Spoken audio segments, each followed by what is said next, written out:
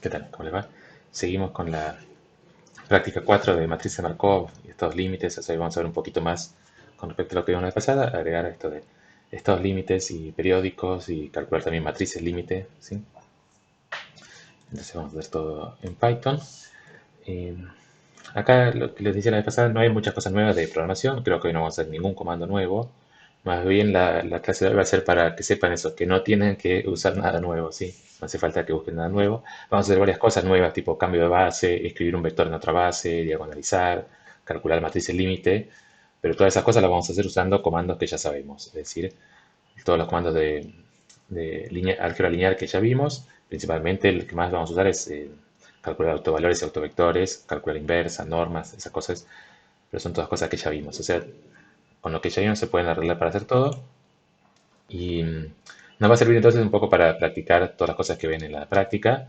Más que nada va a ser eso, más bien como repasar las cosas que van viendo en la práctica, repasarlas usando Python. Y a veces cuando uno hace las cuentas de mano son muchas cuentas, tal vez se pierde un poco con tantas cuentas. Acá lo bueno es que no tenemos que hacer cuentas, podemos enfocarnos más en los conceptos de alguna forma.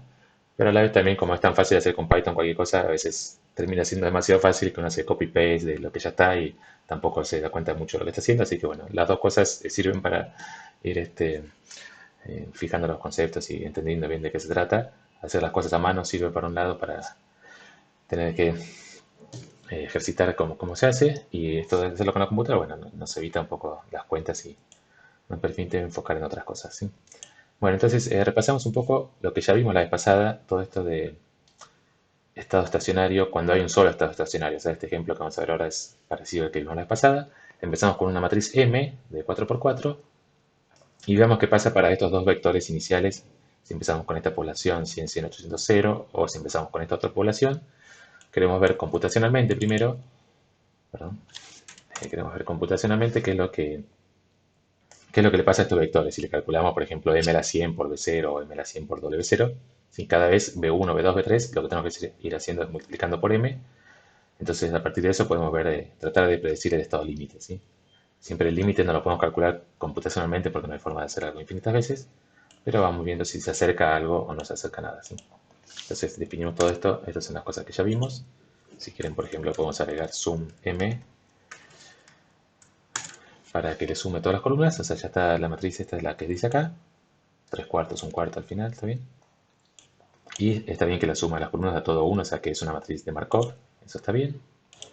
Insert cell below. Entonces, lo primero es calcular computacionalmente si existe el estado límite. Entonces, definimos un b igual a b0. Y sobre este b vamos a iterar. For i in range 100, por ejemplo. Acuérdense siempre dos puntos al final. For i in range 100. Y lo que tenemos que hacer es b es igual a np.dot. El producto de matrices será con np.dot m, b. ¿Está bien? Y al final de todo simplemente print b. Bueno, nos da esto, nos da este 4 por 10 al cuadrado, o sea 400, este es 600. Y esto, como hace exponente tan chico, es a la 10 a la menos 75 y 10 a la menos 57, esto lo podemos tomar como 0, 0, ¿sí? Así que después de 100 pasos, parece que converge a este valor, 400, 600, 0, 0.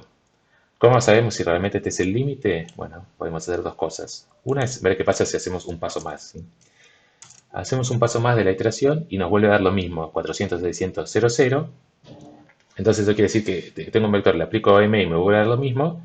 Bueno, si le sigo aplicando m me va a dar siempre lo mismo. Así que este parece ser el límite de todo el proceso de Markov, ¿sí? Esa es una forma de verificarlo. La otra forma es verificar directamente, definir un vector p, por ejemplo, p igual el vector este, np.array 400, 600, 0, 0, y calcular cuánto es print np.dot m, p. Cuánto es m por p, ¿sí? Y nos vuelve a dar lo mismo. Empezamos con 400, 600, 0, 0 y nos da 400, 600, 0, 0. O sea que este realmente es un estado estacionario de todo el proceso. Y vimos que este vector con el que empezamos, 100, 100, 800, 0, tiende a ese vector 400, 600, 0, 0, ¿sí? ¿Está bien? Cuando hay un único estado estacionario, cualquier vector con el que empezamos va a tender a ese, pero si hubiera varios, dependiendo con qué vector inicial empezamos, podría converger a distintos vectores, ¿sí? Entonces probamos ahora qué pasa si repetimos todo lo mismo. Repetimos todo lo mismo cuando leve 0. Esto por ahora lo dejamos. Perdón, lo voy a copiar así. Podemos comparar. Copiamos solamente esta parte por ahora. ¿Sí? Y se sigue llamando B, pero es el vector ahora W0, ¿está bien? Esto después ya es todas las iteraciones con ese W0 distinto. Y bueno, acá converge a algo muy parecido, solamente cambió acá un poco, en vez de 2 a la 10, 2 por 10 a la menos 76 es un 5, pero estos siguen siendo 0, 0, acá 0, 0, y entonces converge al mismo límite, 400, 600, ¿sí? Entonces nos imaginamos, bueno, a esta ya vimos que es un estado estacionario, así que también converge a este estado estacionario, y como empezamos con dos cosas bastante distintas, 400, perdón, las cosas eran 100, 100, 800 y 100, 300, 200, 400, dos cosas distintas van al mismo. Bueno, podemos intuir acá que hay un único estado estacionario, ¿sí? Obviamente podría estar hecho a propósito para que tienda lo mismo, pero si no está hecho a propósito es muy difícil realmente que con dos vectores cualquiera tiendan a lo mismo de casualidad, ¿sí? Salvo que justamente sea una única posibilidad. Acá sí lo que importa para que sea exactamente el mismo es que las dos tienen la norma 1 igual, o sea, la cantidad de habitantes, si lo pensamos esto como habitantes, es la misma en los dos casos. Hay 1000 habitantes acá y 1000 habitantes acá. Entonces, los dos tienen que converger a un múltiplo de estado estacionario de la misma norma 1, o sea, con la misma cantidad de habitantes. Entonces, el múltiplo va a ser el mismo, los dos tienen que converger a 400, 600, ¿sí? ¿Está bien? Entonces eso con respecto a la primera pregunta, bueno, solamente nos pedía calcular ese estado límite y nos dio lo mismo. Por ahora es lo único que podemos decir. Los dos estados límite son, computacionalmente, apenas lo que nos dio es 400, 600, 0, 0. Ahora veámoslo analíticamente. Si es cierto que para cualquier vector inicial hay un estado límite y si es el mismo o no, por eso acá dice calcular generadores del espacio de estados estacionarios, podría haber un espacio de dimensión mayor que uno, o sea que no sea un único estado estacionario, ¿sí? Eso como lo calculamos, ahí sí tenemos que empezar a analizar autovalores y autovectores. Entonces calculamos E igual a np.linarf, los autovalores, punto E de M, print E, ¿sí? Acá nos da los autovalores, son menos 0,25 menos un cuarto, 1, un cuarto, y esto que es un sexto, ¿está bien? Y acá están los autovectores. Acá no se ven muy bien los autovectores porque esto quedó desalineado, así que es más fácil si lo ponemos así, corchete 0 y print el corchete 1, o sea, las dos cosas por separado. Primero los autovalores y después los autovectores, la matriz de autovectores, perdón, E1 acá. ¿Está bien? Y ahí sí quedan encolumnados, ¿sí? Si imprimimos solo una cosa quedan encolumnados, entonces el autovector correspondiente al autovalor 1 es este de acá, 0,55, 0,83 o menos, menos, ¿sí? Que bueno, parece distinto a este vector de acá, 400, 600, pero acuérdense que lo que tiene que cumplirse es que sea uno múltiplo del otro, ¿sí? O sea, acá primero, como tenemos un solo autovalor 1 y todos los demás son de módulo menor que 1, se cumple esto que vimos, que el estado estacionario tiene dimensión 1, o decir, que todos los vectores convergen al mismo estado estacionario o a un múltiplo del mismo estado estacionario, ¿sí? No puede haber cosas distintas o muy distintas en los estados estacionarios. Entonces, para cualquier vector inicial con el que empiece, voy a terminar en un múltiplo de este vector, ¿sí? Antes se me había dicho que teníamos en un múltiplo de del 4,6 o del 0,406 o 400, 600. Tendríamos que ver si realmente uno es múltiplo del otro. Entonces la cuenta que habíamos hecho era, primero definamos como ahora como E1, igual E1, y la segunda columna, esta columna acá de la segunda, va a ser 2 puntos, 1, ¿sí? Acuérdense que está todo numerado de 0.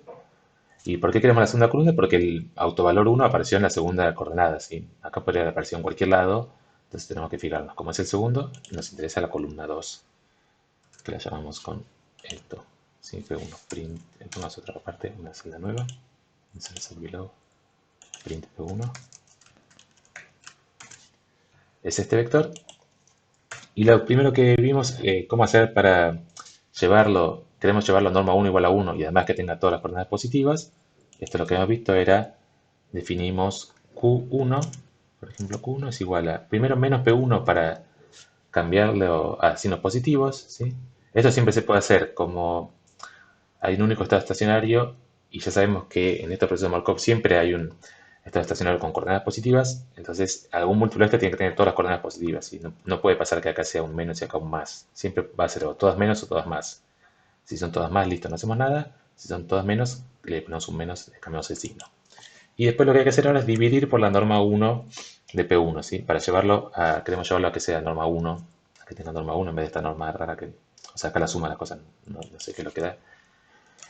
Tal vez, no sé, nunca me fijé qué es, tal vez es norma 2 igual a 1, no me fijé qué vector devuelve. np. Creo que está en linalg.norm de P1, norma 1, ¿sí? Norma 1 siempre es la suma de las coordenadas o la suma de los módulos, pero en este caso son, sí, la suma de los módulos. Esto y print Q1. ¿Está bien? Era este vector con el que empezamos y después de esta normalización llegamos a 040600, ¿sí? Ahí sí se parece a lo que teníamos antes, 400, 600. Ahora sí se ve claro, este es un múltiplo de este, pero de norma 1, ¿sí? 0,4 más 0,6 da 1. ¿Está bien? Entonces esto responde la segunda pregunta, ¿sí? Hay un único estado límite, o tiene dimensión 1, digamos, y los generadores son ese vector 040600, ¿está bien? Y bueno, con eso entonces podemos calcular el estado límite para cualquier vector inicial. Por ejemplo, si empezamos con este, lo único que nos importa es qué múltiplo de ese estado estacionario, qué múltiplo de 040600.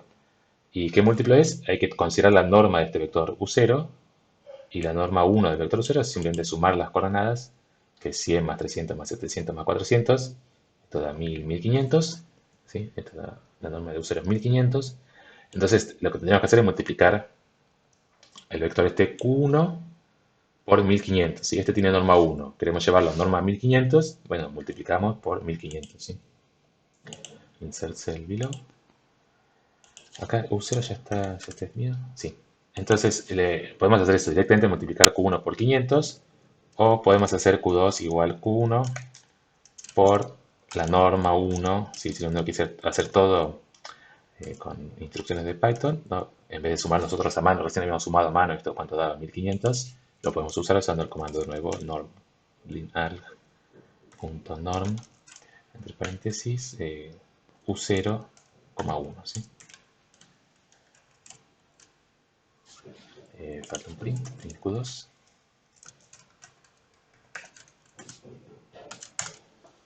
Está bien, 600, 900, 00, está bien, tiene norma 1500. O sea, si multiplicamos esto por 1500 nos da este vector 600, 900, 00. ¿Sí? Si queremos, lo último que podemos hacer de esto es verificarlo. Si no tiene dudas, por las dudas, podemos verificarlo, hacer el programita este, a ver si realmente ese es el estado límite. ¿Sí? Si empezamos con un 0, ¿qué pasa después de 100 pasos?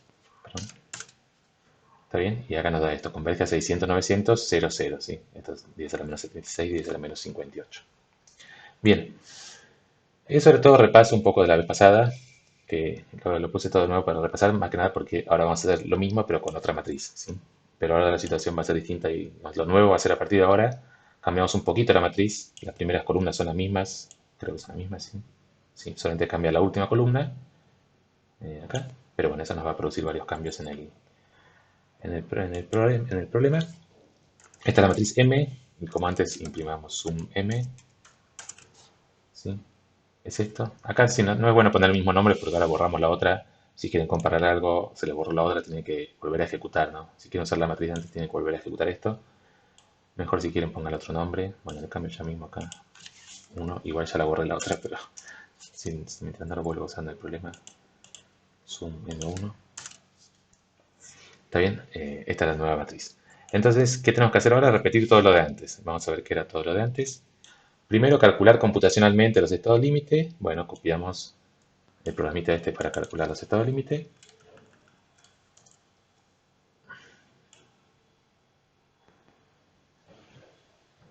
¿Sí? No, perdón, bajé mucho acá. Entonces, ahora usamos M1, ¿sí?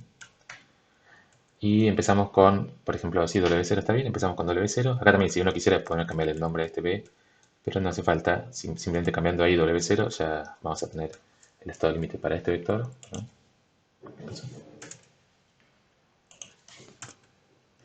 Bien, perdón. ¿Qué hicimos? No, esto acá. Esto, ¿sí? W0 era el que ya teníamos y ahora el estado límite parece más complicado, 208, 312, 0, 480. Bueno, parece algo raro, pero perfectamente puede ser este estado límite, ¿está bien? No tiene por qué dar entero. Acá justo siempre da entero. Bueno, también porque está elegido un poco a propósito de los ejemplos. No tendría por qué dar entero. Si uno piensa con habitantes, obviamente uno quiere que sea entero, pero podemos pensar que son millones de habitantes o algo así. ¿Está bien? Entonces este da para W0 da este estado límite. Como habíamos hecho antes, si le agregamos uno más, probamos y nos vuelve a dar lo mismo. 208, 312, 480. ¿Sí? De lo mismo. 208, 312. Sí, 302 y 480. ¿Está bien? O lo que lo mismo podríamos verificar si este vector multiplicado por m nos vuelve a dar lo mismo, por m1. ¿Sí? Podemos probar eso si quieren, np.dot. np.dot. Pues en vez de copiarlo ahora directamente uso sb, podríamos acá copiarlo y redondear esto a 0, pero usamos directamente ese, perdón, m1,b. ¿Está bien? Entonces tengo este vector, la multiplico por m y me vuelve a dar lo mismo, por m1 ahora, me vuelve a dar lo mismo, entonces está bien, llegamos a un estado límite. Probemos con el otro vector. ¿Sí? Si fuera como el caso anterior, tendría que dar un múltiplo de este vector de la misma norma 1, o sea que la suma de las casillas del 1000, y entonces tendría que ser el mismo, porque los dos vectores que usamos tienen la misma norma 1. ¿Sí? Entonces probemos con B0, ¿se llamaba? Sí, sí usé W0 y B0. Ah, perdón, empecé con W0, pero bueno, ahí mismo. Ahora probamos con B0. ¿Está bien? Y acá, si se fijan, lo que nos da, ya imprimí dos veces B y M1 por B, da un estado límite, un vector estacionario, pero es distinto que el anterior, ¿sí? Converge a otro estado estacionario, ¿sí? O sea que esta matriz M1 ahora tiene por lo menos dos estados estacionarios, ¿sí? O sea, lo que en verdad implicaría que el espacio estacionario tiene al menos dimensión 2, ¿sí? Entonces, ¿cómo calculamos la dimensión del espacio estacionario? Ahí sí, ahora empezamos con las cosas más avanzadas de álgebra lineal, que es calcular autovalores y autovectores. Tomamos E, como habíamos hecho antes. Bueno, perdón, ya lo habíamos hecho antes, pero para este caso va a ser un poquito distinto. np.linalg.e m1 ahora. Y ponemos, como hemos hecho antes, print e1, e0 y print e1.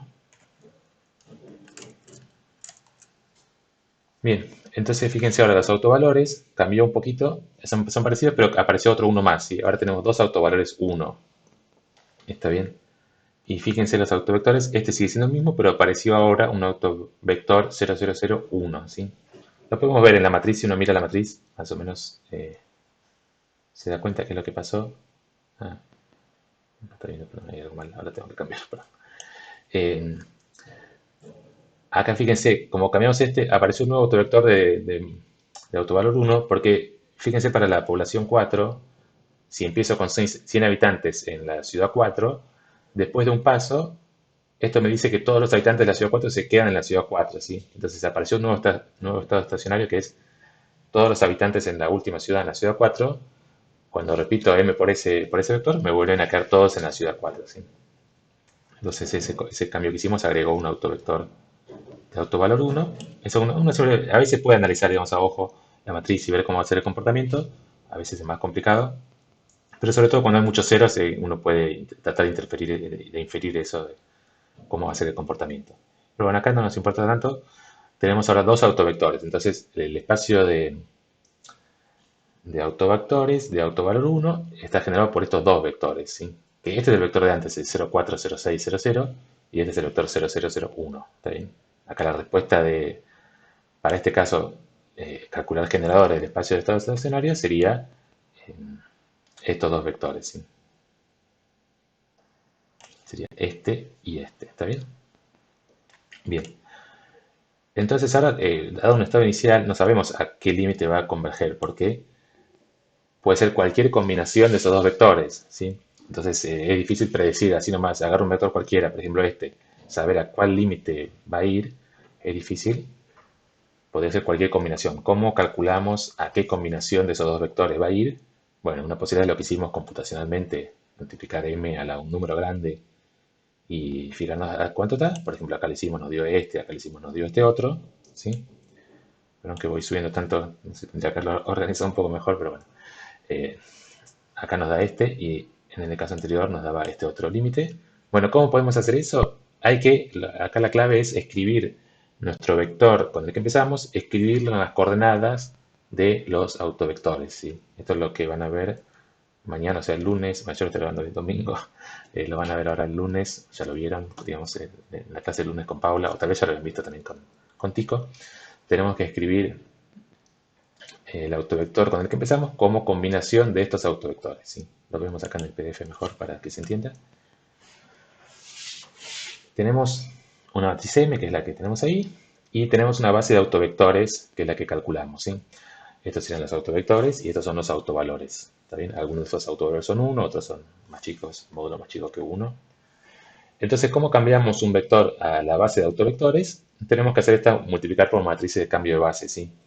La matriz de cambio de base, queremos cambiar de la base E, o sea, la base canónica, a la base B. Tenemos que hacer eso. Multiplicamos al vector B por la matriz de cambio de base, de la matriz de la base canónica a la base B. ¿Sí? O sea, piensen que este vector B está en la base canónica y o sea, siempre se lee todo de derecha a izquierda, ¿no? Empezamos con un vector B en la base canónica, esta matriz nos cambia de base canónica a base B, entonces nos devuelve un vector en la base B. ¿Cómo calculamos esta matriz? O sea, necesitamos calcular esta matriz. Bueno, la que es fácil de calcular es la otra matriz, siempre es la matriz de cambio de base de B a E. O sea, si tengo un vector en la base B y lo quiero pasar a base canónica, es simplemente poner los vectores como columnas, ¿sí? Entonces, fíjense, esto nunca lo habíamos notado, pero ahora entendemos un poco más el comando EIG de Python. Lo que nos está dando justamente es esta matriz de cambio de base, ¿sí? Esa segunda matriz que nos da EIG cuando calculamos autovalores es exactamente los autovectores puestos como columnas, ¿sí? Entonces es justamente esta matriz de cambio de base, ¿sí? O sea que el comando EIG ya nos da la matriz de cambio de base, no había que hacer ningún comando especial de matriz de cambio de base, ¿está bien?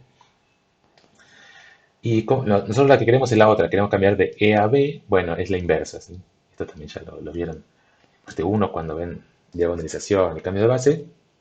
La inversa de la matriz de cambio de base de B, E a B nos da la matriz de cambio de base, perdón, la inversa de B a E nos da la matriz de cambio de base de E a B. Entonces, ¿cómo hago para escribir un vector B en la base de autovectores? Simplemente multiplico por esta matriz, por la matriz de cambio de base de B a E a la inversa, ¿sí? A la menos 1. ¿De qué nos sirve esto? ¿De qué nos sirve escribir el vector en la base de autovectores? Bueno, eso nos permite calcular fácilmente el límite, ¿sí? Todo esto estamos repasando cosas teóricas o cosas que vieron en la práctica o en la teórica. Las repasamos para aplicarlas ahora enseguida en Python. Empezamos con un vector B, aplicamos esto y lo convertimos a un vector en la base de autovectores, en la base B de autovectores, y supongamos que nos da estas coordenadas A1 hasta AN. Esto quiere decir que nuestro vector B se escribe como A1 por U1 más, más AN por UN, ¿sí? Que estas sean las coordenadas en la base B quiere decir que nuestro vector es A1 por U1, A2 por U2, A3 por 3, hasta AN por UN. ¿Está bien? Es esto de acá. Entonces, ¿quién es M a la K por B? ¿Sí? Si yo quiero calcular cómo va evolucionando mi vector a lo largo del tiempo, tengo que ir multiplicando por la matriz M, tengo que ir calculando M a la K por B. M a la K por B, entonces hacer todo esto, hacer M a la K por todo esto. Pero U1 es un autovector, bueno, perdón, hacemos M a la K por todo esto. Entonces nos queda esto, acá simplemente distribuimos el M a la K, lo multiplicamos en todos los términos de esta suma, ¿sí? Nos queda esto, ¿sí? Bueno, solamente el coeficiente simplemente sacamos afuera, A1, A2, AN son números, son coeficientes, así que las saqué a la izquierda. Nos queda esto. Y ahora, ¿cuánto es M a la K por U1? Bueno, primero, ¿cuánto es M por U1? M por U1, como U1 es autovector de autovalor lambda 1, es lambda 1 por U1. Entonces, M a la K por U1 es lambda 1 a la K por U1, ¿sí? Vamos multiplicando siempre por M a U1 y bueno, cada vez que multiplicamos aparece un lambda 1 más. Entonces, una vez que uno distribuyó, nos queda esta expresión muy simple, ¿sí? O sea, si lo tenemos escrito en una base cualquiera, no podemos tener esta expresión tan simple de cómo es multiplicar por M la sumatoria. No podemos llegar a algo así tan simple, pero cuando son todos autovalores, autovectores, la base son una base de autovectores, entonces tenemos esta expresión fácil. Multiplicar por M a la K al vector B es lo mismo que multiplicar estos lambda, elevarlos a la K, ¿sí? Entonces, queríamos ver a qué estado estacionario converge B, ¿sí? Si hacemos M a la infinito por B, que vamos a hacer el límite cuando acá tiene infinito de M a la K por B, Bueno, ahora tenemos que pensar entonces cuál es el límite de hacer esto, cuál es el límite de esto cuando k tiende a infinito. ¿Cuál es el límite de esto cuando k tiende a infinito? Bueno, si lambda 1 o lambda 2 o el que sea es 1, lambda 1 a la k sigue siendo 1. ¿Sí? Pero si por ejemplo lambda n es más chico que 1, tiene un módulo más chico que 1, 0,5, cuando lo voy elevando a la k se va haciendo cada vez más chico. ¿Sí? Entonces el límite de lambda n a la k cuando k tiende a infinito es 0. ¿Sí? Entonces, resumen de todo esto, si los primeros autovalores son 1 y los últimos tienen módulo menor que 1, entonces cuando hacemos m a la k por b, todos los últimos términos se mueren porque hacer todo esto nos tiende a 0, van a quedar ceros, acá todo al final va a quedar multiplicado por 0, y todo al principio, como el lambda 1 es 1, lambda 2 es 1, directamente desaparece este lambda 1 porque es 1, entonces no hace falta ni ponerlo. Entonces al final de todo, para los que son 1, me queda a1 por 1 más a s por us, y para todos estos que son más chicos que 1, desaparecen de la sumatoria. ¿Sí? Entonces, resumen de todo esto, tengo que escribir a mi vector b en la base de autovectores, encontrar las coordenadas a 1 a n en la base de autovectores, y después el límite de hacer m a la k por b va a ser simplemente para los autovectores correspondientes a autovalor 1, multiplicarlos por los coeficientes correspondientes. ¿Sí? Está bien, acá faltaría algún ejemplo, pero ahora lo hacemos en Python directamente el ejemplo. ¿Está bien? Pero tenemos que hacer esto. Entonces, primero escribir al vector b en la base de autovectores y después fijarnos las coordenadas simplemente de los autovectores de autovalor 1. ¿Está bien? A ver si podemos con todo eso. Vamos a probar. Insert cell below. Entonces, la matriz, esta que ya dijimos, era la matriz ya de cambio de base. O sea que esto pongámosle nombre, si quieren le podemos poner así directamente nombre. CBE es igual a E corchete 1. ¿Sí? Print. A ver si, para ver que te tomando bien ese subíndice, este guión bajo. ¿Está bien? Esta es la matriz de cambio de base de C de B a E. Y entonces ahora definimos CEB es igual a, ¿qué tenemos que hacer? La inversa de CB, es decir, np.linalg.imb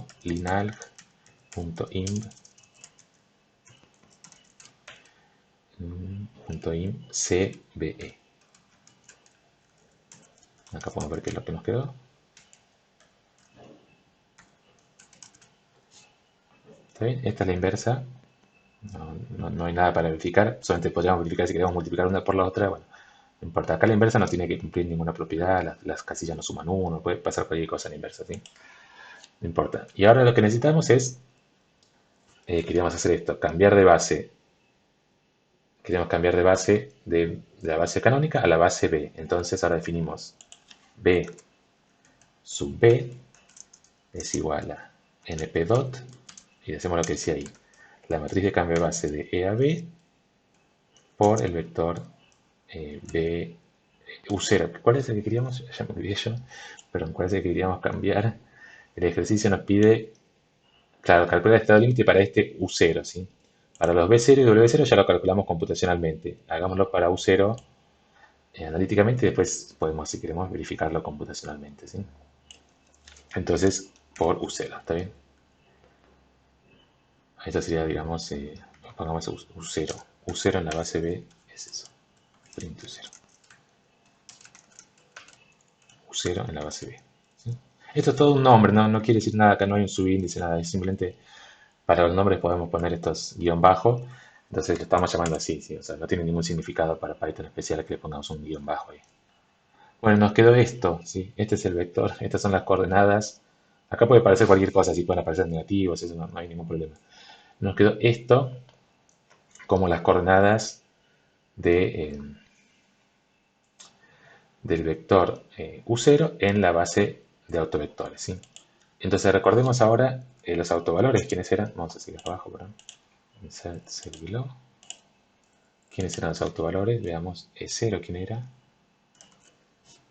Era 0,25, 1, 1. Entonces lo que tenemos que hacer por todo lo que dijimos es estos convertirlos en 0 y estos dejarlos así. O sea, tenemos que hacer menos 591 por el vector U1, por el vector U2 de la base canónica, más 680 por el vector U3 de la base, no de la base canónica, de la base de autovectores, ¿sí? A ver, vamos, E0, E1, así queda un poco todo demasiado en el aire. A ver, vamos, print 0, print 1. Está bien. Estos serán los autovalores y estos serán los autovectores. Entonces, las coordenadas, como por lo que dice acá, necesitamos ver cuáles son los autovalores correspondientes, los autovalores de iguales a 1 y quedarnos con esas coordenadas, ¿sí? Con los a sub i que corresponden a autovalores 1. Acá en este lo puse todo escrito como que los primeros son los autovalores de los autovalores 1 y acá no son los primeros, son el segundo y el tercero, pero no importa. Entonces quiere decir que nos tenemos que quedar con el segundo y el tercero, ¿sí? Entonces lo que tenemos que hacer ahora es nuestro vector, llamémoslo Q, de estado límite, tiene que ser menos 591, hagámoslo primero así muy manualmente, después lo vemos cómo lo podemos hacer un poquito más. Menos 591, pongámosle todo, menos 591.3104, algo así, por E1, por la segunda columna, o sea, por E1, 2,1, más 680 por E1, 2.2, ¿sí? Por la tercera columna, print Q. ¿Está bien? Estos son los dos autovectores, o sea, 591 por el autovector este, más 680 por el autovector este, menos 591 por este, más 680 por este. Print Q. Bueno, nos quedó este estado límite, ¿está bien? 327, 491, 0, 680.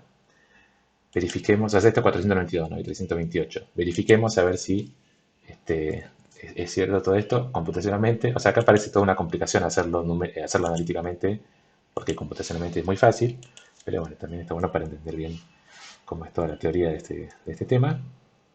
¿Qué es lo que dijimos que tenemos que hacer? Multiplicar el vector este U0 por muchas veces por la matriz esta, ¿sí? Así que repetimos con esto.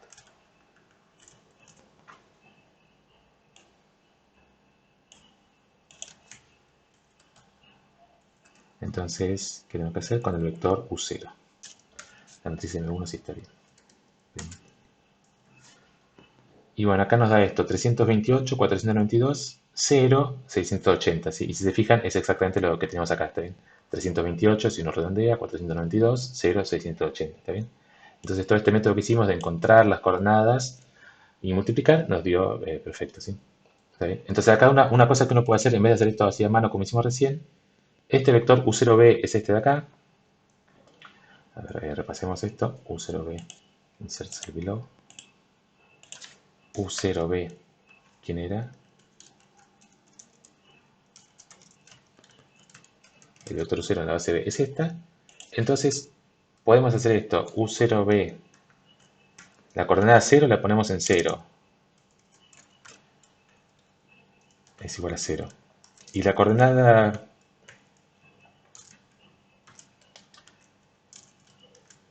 La coordenada 4, o sea, la última coordenada también la ponemos en 0. Como hay que empezar a contar de 0, tenemos que restar 1. O sea, esto ponemos así, ¿sí? Entonces, bueno, acá pongámosle este nombre. Bueno, sí, bueno, pongámosle otro nombre, perdón. U2, no sé lo que sea, U2 igual a U0b, ¿sí? Para no sobreescribir U0b que ya era otra cosa. Print U2. Está bien, lo mismo que teníamos, pero con acá pusimos dos ceros. ¿Y para qué queremos eso? Bueno, ahora podemos hacer print la matriz de cambio de base. O sea, ahora tenemos este es el vector en la base B y lo queremos pasar a base canónica. Bueno, multiplicamos por la matriz de cambio de base de B a E, np dot, la matriz de cambio de base de B a E por el vector U2, que es el vector que ya está en la base B. Entonces nos va a dar un vector en la base canónica, ¿sí? Y bueno, ahí nos da este vector, ¿sí? 392, 492, 0, 680, ¿está bien? Que era el límite que habíamos calculado acá. 328, 492, 0, 680, ¿está bien? Entonces, bueno, todo esto practicamos un poco esos cambios de base, cómo pasar de una base a la otra. Un poco, queda un poco en el aire, siempre me pasa eso con las cosas en Python, como no voy escribiendo, queda un poco en el aire, pero pueden repasar acá, después subo bien el PDF, lo pueden buscar. Así que Acá tienen esto, pero esta es la clave, es usar esta matriz de cambio de base y después todas las coordenadas que no corresponden a autovalores de autovalores 1 las convertimos en cero y después lo volvemos a pasar, o sea, pasamos a la base B, hacemos cero todas las coordenadas que no corresponden a autovalor 1 y después lo volvemos a pasar a la base U2, a la base, perdón, a la base canónica, ¿sí? O, como hicimos acá, a mano vamos multiplicando los vectores por los coeficientes, ¿está bien? Bueno, último ejemplo,